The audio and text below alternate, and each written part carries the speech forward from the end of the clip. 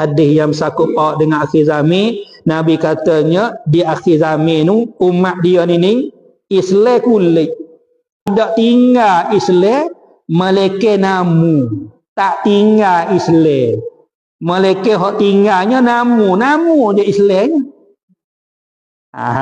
La yabqa minal Islam illa ismuhu. Tidak tinggal daripada Islam mereka namu je. Ni takut ni. Ni akidah ni ya sah. Ya humi, tunye, pokok agamu, usuluddin. Asah ugamu ni. Allah. Pokok dia dekat sini. Pokok tak ada, hutunye tak ada ke? Ugamu nak duduk lagu mana?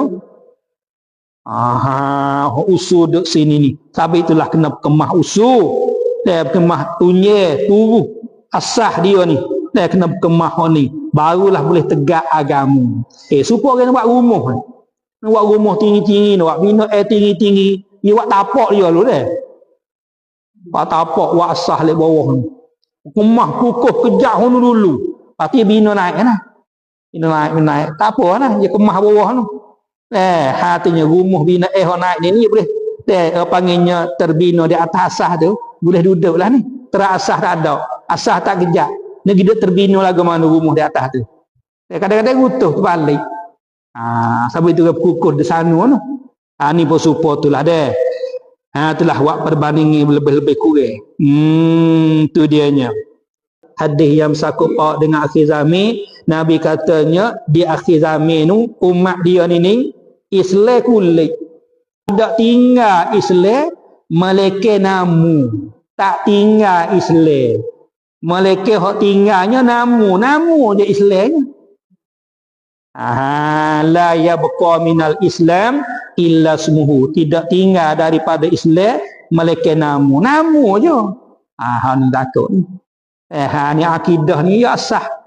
Ya humi, tunye, pokok agamu, usuluddin. Asah ugamu ni. Allah. Pokok dia dekat sini. Pokok tak ada, hutunye tak ada ke? Ugamu nak duduk lagu mana? Usul duduk sini ni. Tapi itulah kena kemah usul. Kemah tunye, tubuh. Asah dia ni. Kena kemah ni. Barulah boleh tegak agamu. Supaya orang nak buat rumah. Nak buat rumah tinggi-tinggi. Nak buat bina tinggi-tinggi. Dia buat tapak dia dulu deh.